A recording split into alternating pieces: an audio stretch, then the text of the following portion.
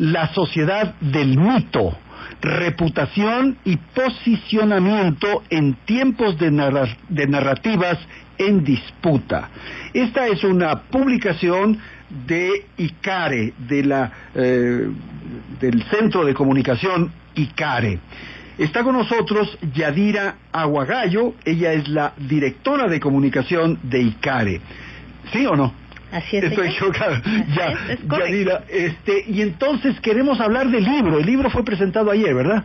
Sí, Andrés, muchas gracias por la invitación para hablar de este que es uno de los logros más importantes que ha tenido ICARE en sus últimos años, y que es la presentación y el lanzamiento de este libro, La Sociedad del Mito, que ocurrió el día de ayer a las 8 de la noche en uno de los salones del Swiss Hotel. Tuvimos una convocatoria importante, sin duda actores políticos, del tercer sector, compañeros y colegas periodistas que nos acompañaron a celebrar el nacimiento de esta obra. ¿Qué es el tercer sector? Digamos, la sociedad civil. La Sociedad del Mito, ¿qué es? Bueno, la Sociedad del Mito es un compendio de metodologías que utilizamos en el gabinete estratégico en el que tanto Pedro Donoso, Ligia Cueva como yo somos socios y que fundamos hace algunos años acá en la ciudad de Quito. ¿Qué es lo que hacemos en este gabinete estratégico? Lo que hacemos es diseñar ecuaciones y estrategias para la reputación y el posicionamiento de actores individuales, pero también de organizaciones, empresas públicas, privadas, incluso empresas, más bien dicho ONGs. Y, digamos, este libro contiene o es el compendio de esas metodologías que hemos utilizado a lo largo de estos años, que son el producto de muchas reflexiones con el equipo de trabajo, de teorizar la política, de teorizar también la comunicación y de encontrar una forma de lograr un posicionamiento que sea mejor pensado, que sea pensado en el largo plazo, que sea pensado en función de la estrategia, en función de la práctica también, de lo que ha dado resultado, pero no queriendo construir recetas únicas como si se tratara de una receta exclusiva para la reputación, porque esta depende de la identidad. ¿Y qué es la reputación? Tal vez empezar también por eso. Sí, importante, Andrés. Nosotros lo consideramos como el intangible más importante tanto de los actores, de los individuos, como de las organizaciones y de las instituciones. Es algo que evidentemente no se puede tener en la mano, es algo que no se puede tangibilizar, no se puede tocar, pero que sin duda alguna es lo más importante que nos define y que define nuestro rol y nuestra existencia en la sociedad. Ahora, la reputación se la va construyendo en el transcurso de la vida, uno va haciendo su imagen, su carácter, su forma. Pero ¿se puede modificar eso? Interesante lo que plantea Andrés. Efectivamente, la reputación se construye, no es un proceso estancado y no es un proceso que va desde un punto A hasta un punto B. Está en constante transformación porque tiene que ver además con la identidad de los actores y la identidad de las organizaciones. Y evidentemente se la construye, es el producto de las acciones, de las actividades, de las narrativas, de las narraciones también que tenemos como actores. Y se puede modificar en la medida en lo que se la hace con una responsabilidad y un conocimiento absoluto de para qué se la está modificando. Desde el lugar en el que nosotros trabajamos y nuestra propuesta es que esta construcción de la reputación sea una construcción medida por objetivos y que estén basados en una identidad, y una identidad que releve precisamente el rol que tenemos como actores dentro de una sociedad, en este caso del país. Es muy interesante porque uno, como tú bien señalas y hemos conversado, uno va construyendo esa reputación y tú puedes tener muy sólidos elementos, una construcción, digamos, muy firme que no te va a afectar. Entonces, por más esfuerzos que se hagan, por más afanes que se hagan, vas a poder resistir. Yo quiero ponerte un caso puntual y ponte, y se puede decir las marcas porque no creo que afecte, la Coca-Cola.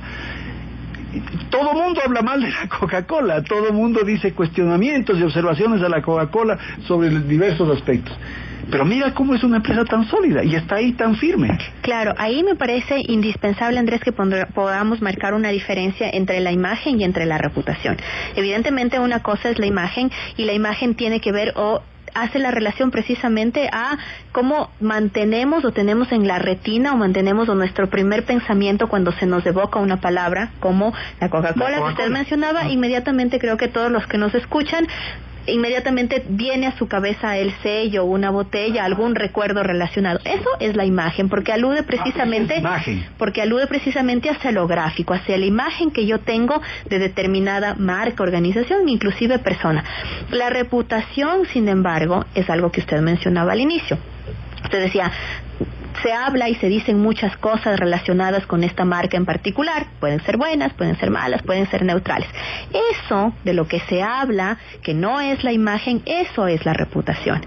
Y en estos momentos nosotros lo que advertimos es que esa reputación está construida, o más bien dicho, tiene el potencial riesgo de empezar a construirse por medio de mitos.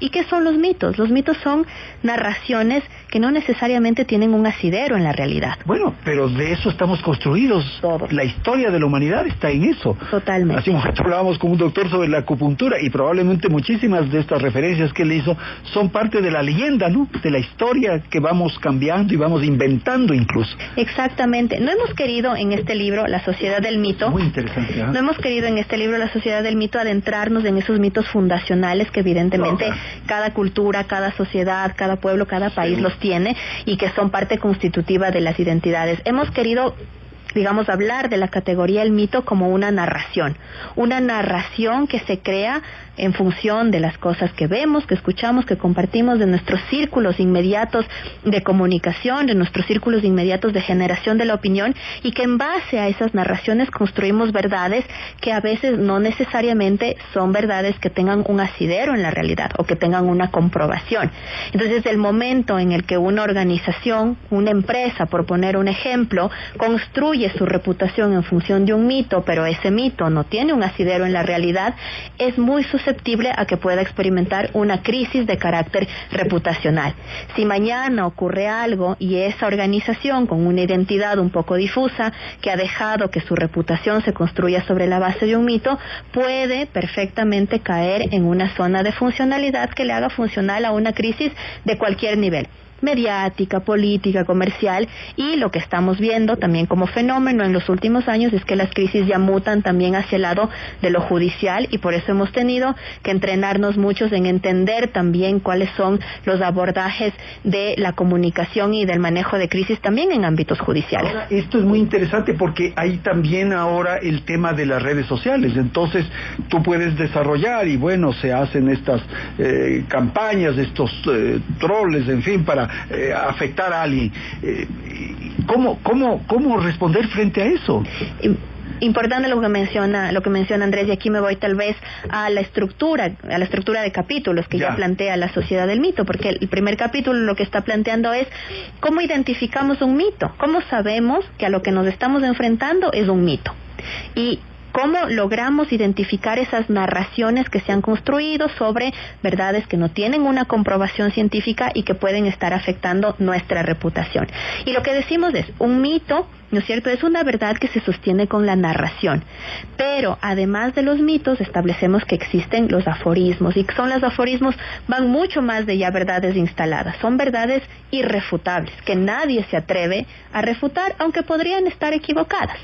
Entonces, el momento en el que una organización decide entender, o un actor decide entender cuáles son los mitos que circulan alrededor, cuáles son esos aforismos que circulan alrededor, viene, digamos, un ejercicio que nosotros proponemos, que es el de monitorear la realidad, y monitorear la realidad en sus múltiples dimensiones, la mediática, la de las redes sociales, y ahí usted decía, en estos momentos, digamos, hay un sinnúmero de innovaciones que se reproducen por las redes sociales, que precisamente tienen, en algunos casos, el objetivo de atacar la reputación de una persona.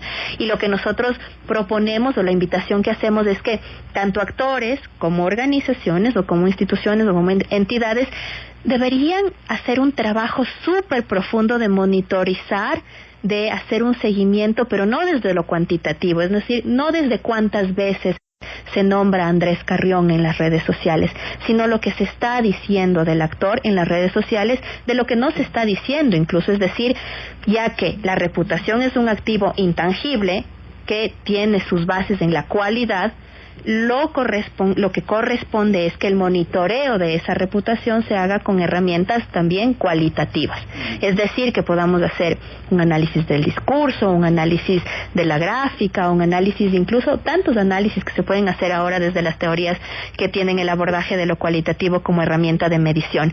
Entonces, en esos casos en los que ocurre, digamos, una crisis en redes sociales, lo que nosotros proponemos es hagamos un monitoreo y hagamos un análisis cualitativo de esas narraciones. Ahora, me parece interesantísimo porque, por ejemplo, en las redes sociales, yo aprecio que hay, bueno, una disputa tremenda, ya sabemos todo lo que se dicen y lo que se habla, en fin, pero hay unos que están medrando de eso, se están beneficiando de eso, y más bien, como que en algún momento dan pretexto, como decimos comúnmente, dan papaya para estar presentes. Totalmente. Eso hay, ¿no es cierto?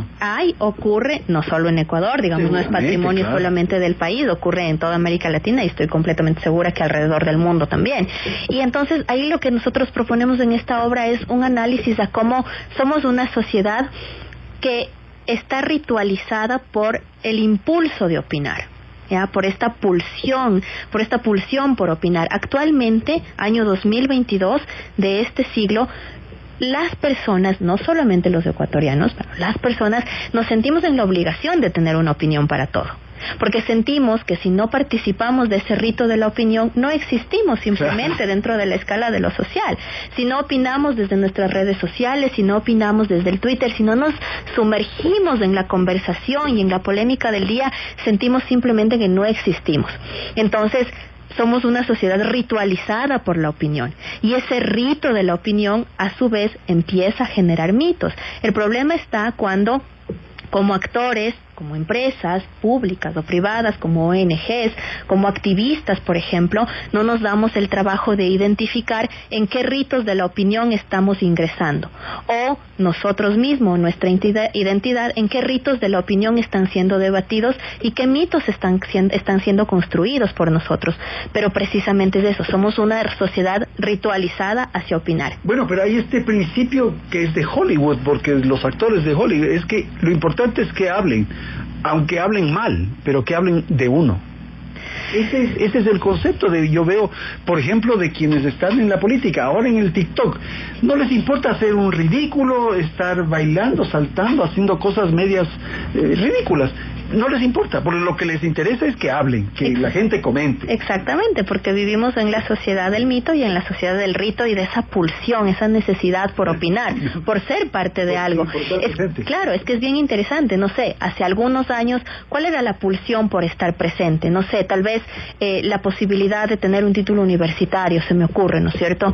En otras épocas podría haber sido esta, pero en esta época la necesidad, lo que marca el sentido de existencia de una persona, más que la propiedad, más que la acumulación de la información académica, más que cualquier otra cosa, es la opinión. Opino y luego existo, ¿no? Pero también para existir tengo la necesidad de opinar. Entonces, lo que usted menciona, Andrés, viene relacionado con este dicho de que ninguna publicidad es mala, pero nosotros sí queremos hacer la reflexión de que, tal vez en el momento, en el cortísimo plazo, ninguna publicidad probablemente es mala, pero ¿cuáles son las afectaciones a largo plazo de la reputación? En imagen uno puede ganar, está en el top of mind de cientos y miles de personas, pero en la reputación, cuando se describen los atributos de esa persona o de esa organización, es cuando identificamos estas otras narraciones que están en disputa, ¿no? Constantemente. Absolutamente de acuerdo, porque claro, uno puede tener un pico, digamos, de sintonía, de presencia, de popularidad, los 15 minutos de popularidad.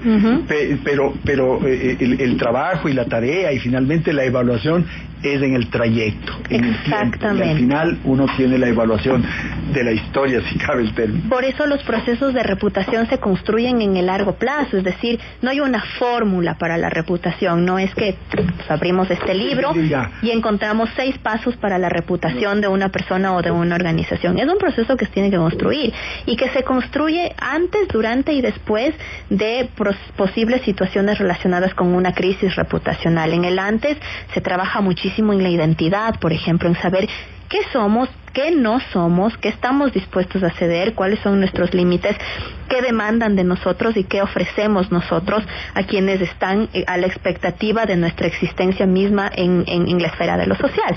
Una vez conocida esa identidad, sobre esa profunda identidad se pueden trabajar estrategias de reputación que pueden blindar. Usted muy bien lo decía al inicio de la conversación.